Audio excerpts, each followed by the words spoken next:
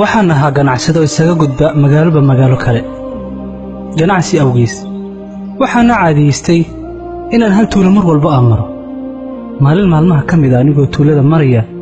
oo hantideedii oo dhammi ii saaran tahay geelkaygii si lama filaan ah ayaa waxaa tuulada dhexdeeda igu istaajistay nin toog ah anigoo keligayga ah cidnana uma aysan jeedin seeftiisa ayuu qoorta iga saaray wuxuuna igu yidhi waan ku dilayaa xoolahaagana waan qaadanayaa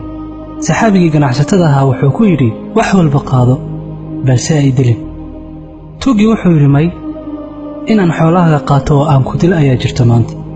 saxaabigii markuu arkay in ninkan uu rabo inuu dilo wuxuu ku yidhi waad dili kartaa xoolahaygana waad qaadan kartaa balse mid ii ogolow tuugii wuxuu ku yidhi waxaad doonto samayso anigu waan ku sugayaa kii ku dilana waan ahay saxaabigii wuxuu codsaday in loo ogolaado 2 ragcadood labadii ragcadood buu gudagalay inuu tukado tii koowaad tii labaad sujuuda dhexdeedii Allah subxaanahu wa ta'ala ku baryay nabiga sallallahu alayhi wasallam wuxuu noo sheegay adoonka wuxuu rabbigiisa u dhow yahay xilliga uu sujuudsan yahay sida daraadeed Allah ku weydiiso sujuuda dhexdeeda wax qalbo adoonto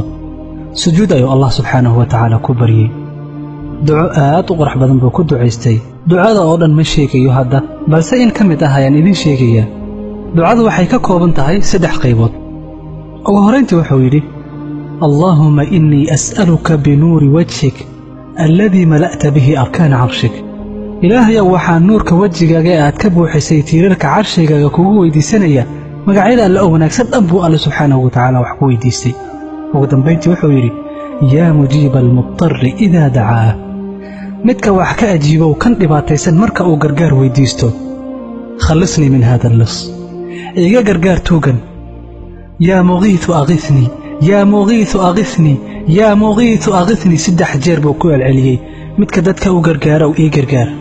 inta uusan ducadiisii dhamaysan si lama filaan ah wuxuu maqlay faras soo ordayo dhinaciisa u soo ordaya faraska waxa saaran qof dagaalyahan ah oo wajigu u xiran yahay tuugii wuxuu eegay ninkii farasta saarnaa isagoon booskiisa ka dhaqaaqin baa qoorta laga jiray madaxiisa loo kala daayay dhulka ayuu dhacay oo dhintay saxaabigii wuxuu soo eegay malagii hab ayuu si uu dhankaday wuxuu ku yidhi ilaahay ha ku barakeeye xageed ka soo jeeda oo xageed iga timid waxaa loogu jawaabay anigu waxaan ahay malag ka socda samada afaraad ducadaadii koowaad ayaad ku ducaysatay waan ku maqalnay ducadaadii labaad ayaad ku ducaysatay haddana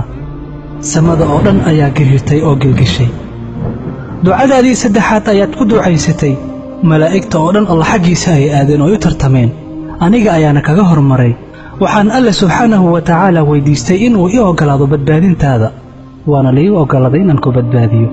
kadib malakii wuu qarsoomay qofka dhibaataysan ducadiisa mar walba waa mustajaab